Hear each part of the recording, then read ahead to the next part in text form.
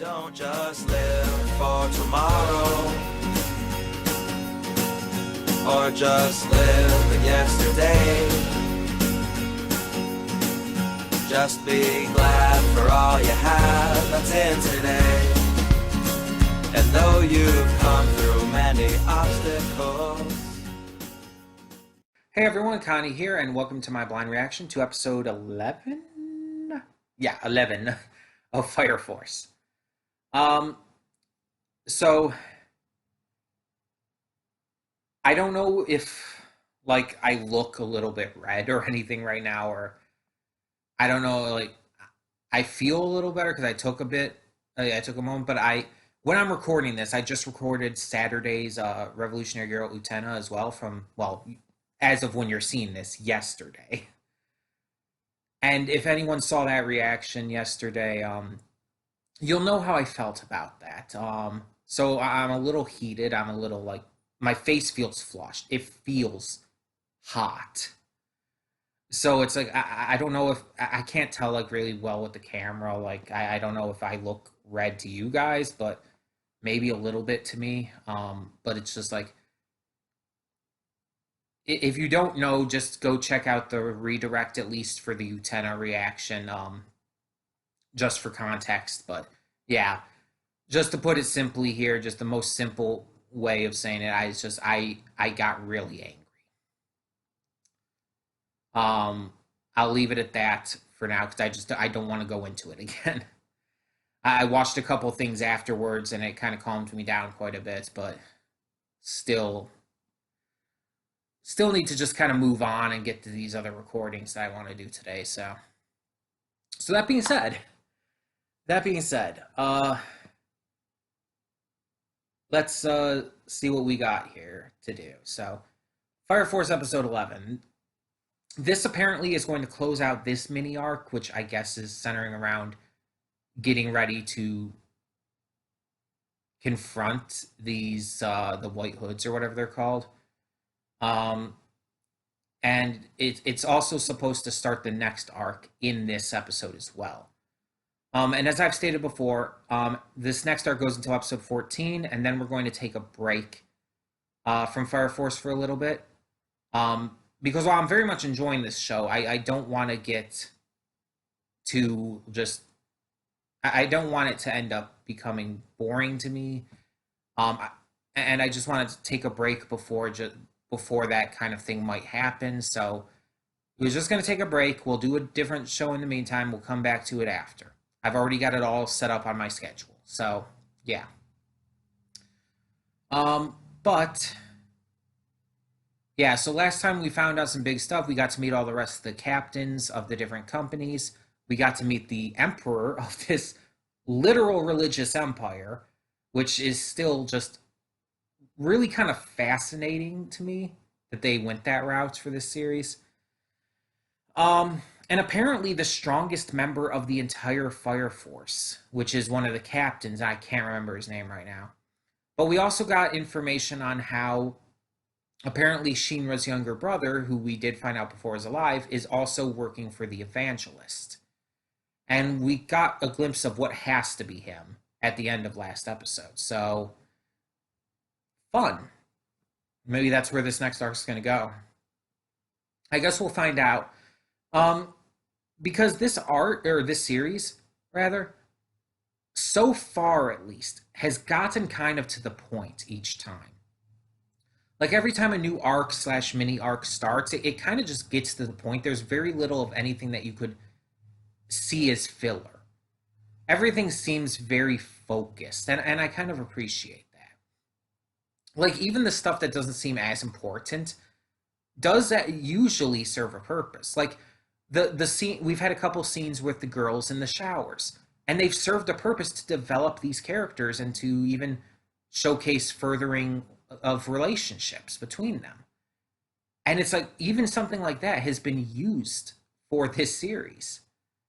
So I'm just kind of wondering, what are they going to do going forward? Are they going to continue this, or are they going to start integrating more filler at some point? I'm a little worried, but I'm hoping that they just continue like this. Because I've been enjoying it. I've been very much enjoying this series so far, much more than I ever thought I would. I don't know who remembers, but if you remember when I first started this series, I wasn't super excited for it because I had kind of these preconceived notions about what the series was going to be like. And that's why I avoided watching it and only ended up seeing it because it was a donation reward. Um, I kind of thought it was just going to be very stereotypical, very bare bones basics, and very honestly just generic. But the first episode definitely helped me see otherwise. And although not every episode and not every part of it has been perfect by any means, um, most of it's been very good. And I still say like the arc we got with the with Princess Hibana and everything, the Princess Hibana arc, I guess you could call it. I don't know what it's actually called, but that was really fucking good, and I really loved it, and it's probably my favorite little mini arc we've had so far. But yeah, I'm excited to see more. I'm excited to see what more this series can and will do, and considering it's going pretty quickly due to again the fact that it's by nature just really focused. I'm just wondering where it's going to go from here. That's going to like be able to keep increasing the stakes and whatnot. Since we're already getting into this stuff with like learning about the evangelist and all. I don't know. It feels like the story's pretty much possibly going to be done by the end of the season, and it's like there's an entire second season as well. So I don't know at this point. We'll have to see. But I'm excited. So let's get into this. Yeah, let's just get into it. When the screen fades to black, pause this redirect and go to the description below. Follow the link to the reaction, and after you watch it, come back here to the redirect and resume play. Because after it fades to black, then fades back in, everything from that point forward will be my afterthoughts and will contain spoilers to the episode. So, that being said, thank you so much for tuning in, and I will see you at the reaction. And we are back, and we'll begin with spoilers in 3, 2, 1, now. Another really good episode here. Kind of split into two halves. The first half is centered around the backstory of how the Eighth Company was started, and especially in regards to Lieutenant Hinawa. So we found out that Lieutenant Hinawa was part of the Special Forces originally alongside Maki and his friend Tojo. One, we see that he is tough and very strict and everything back then, and that he tried to put on this kind of act of being very cold and unkind, but in reality, even Tojo could see that it wasn't really who he was, that he was a kind person. One night, his friend, and who was apparently his roommate, his bunkmate as well, becomes an infernal. And he can't fire, he can't shoot. Even though Tojo is begging to be put out of his misery before he turns completely, Hinawa can't do it. And we find out later that it's because his gun is not baptized, and because of the conversation he and Tojo had about when Tojo said, if I were in that position, I couldn't imagine wanting myself to be killed by any other gun or by any gun that wasn't baptized or whatnot. Because of that, Hinawa couldn't do it. He hesitated, and he just couldn't find the desire to pull the trigger. Instead, causing his friend to have to be taken down by a bunch of the others.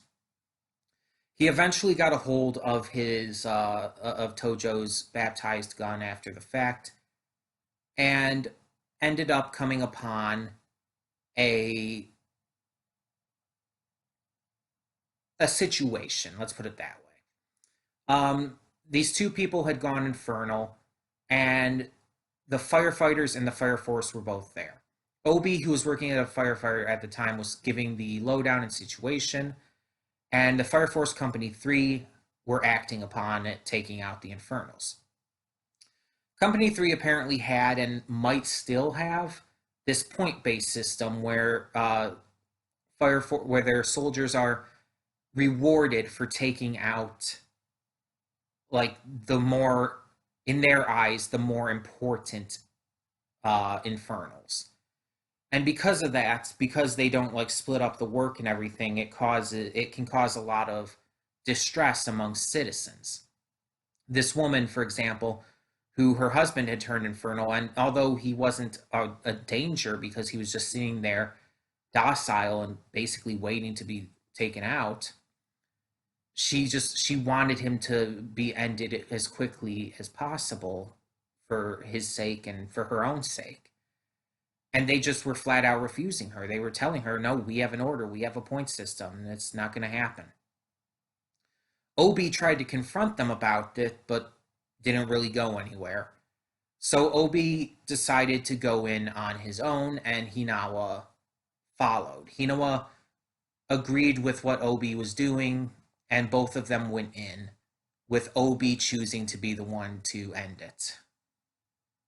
Using Tojo's gun, while Obi spoke the prayer, he actually broke down and showed a lot of emotion as he did the deed. And afterwards, when talking with Obi, they agreed that one day Obi would form his own company and that they would work to become a company of the Fire Force that put like humanity first. Hinawa agreed to join him in that whenever like he could. Like whenever it happened, it's just like, call me, I'm there. And when it did happen, and they realized they didn't have any other members, Hina was just like, I know this girl who wasn't quite making it out in the special forces because she's just a little too nice. She's a nice, caring person. She'd be perfect for Company 8. And that's how Maki joined as well. So, yeah. Some really fun, cool information and just building upon this world and these characters and everything in a really good way. The second half of the episode focused on Company 8 heading out to work with and try to talk to Benimaru to try and get him and his company to work with them. Unfortunately, Benimaru seems very much like a kind of a slightly lazy guy who doesn't really want to be bothered with much. He doesn't want to have to worry about much.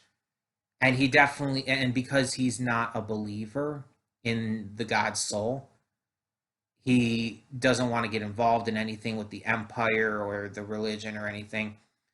And so we get to see how he and his company handle an infernal attack.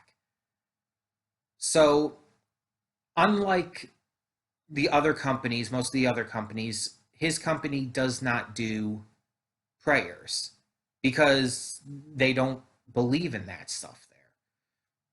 Instead, with the village that his company is built around and everything, they destroy the village in reverence of the fallen. They destroy the village as a symbol, basically.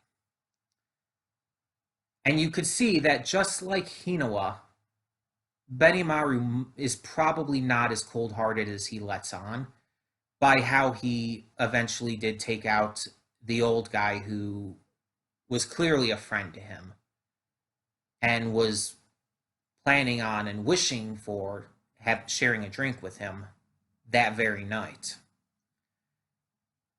You could see by the way he like placed his hand on his shoulder and let him do the same for him. It's just you could tell there was a connection there. And even though he talks shit about these people, like the the woman who gave him the daifuku and everything, and his shit talking has also influenced these two little girls who I don't know who they're supposed to be. Like, why are they there? Are they his little sisters or something? Or are they just two kids he happens to have? Is he a father? I mean, maybe it's possible.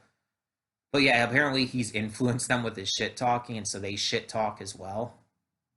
That's a thing, I guess, because kids are very easily influenced, so it's not unbelievable at all. But it's like, okay. But yeah, we get to see also that he is a compound fire user. That he's not a that he's not a second generation or a third generation.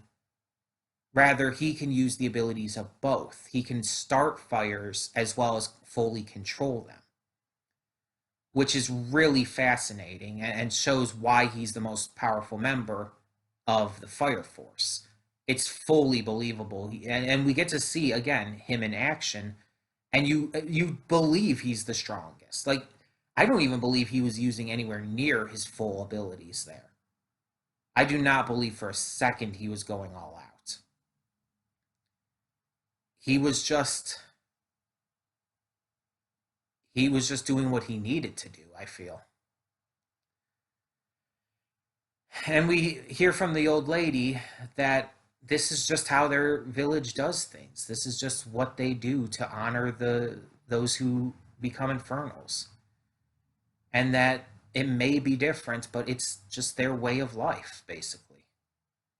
And it's like, I kind of get that. It's weird for sure. It's definitely weird to destroy your own village as reverence for the dead, but I get what they're saying, and it's not like they're actively hurting people. Instead, they're just breaking buildings and stuff. And it's like she said, it's like buildings can be rebuilt, but these people's lives, that's not something that can be like fixed. So yeah, I get it, but it's still weird. um, and we see like after the fact and everything, Benimaru goes back and he eats the daifuku. He's like too sweet, but he still ate it. Even though he was complaining before that it was probably going to be too sweet and everything, he's not a fan of sweets or whatever, he still ate it anyways. Just like Hinawa, I truly believe that he isn't as cold-hearted as he lets on. I feel he definitely does care about these people. Um, so that's really interesting that like this episode did focus on two characters like that. So now the question is, where's this next arc going to go? Because we have 3 more episodes in this next arc, 12, 13, and 14. And if this episode was supposed to bridge both of these arcs together, the first half of this was supposed to be from the last arc, and the second half of this episode was supposed to be for this next arc. That means that maybe this next one's going to focus on Benimaru, possibly, because that seemed to be the big thing there. I don't know. But we also found out through this episode about like the first mission that Company 8 went on and everything, about how the Infernal was wearing these weird white robes, had this mysterious cross on him that the company he worked at wanted back. And so that's what they were researching at this point in the first place. They were trying to figure out like is he connected to the evangelist and all? And why did this company he was working for want this cross back so desperately? So it's going to be interesting to see how this develops. But tell me in the comments below, what did you think of this episode of Fire Force? And for now, I'm Connie and I'm signing off. See y'all next time.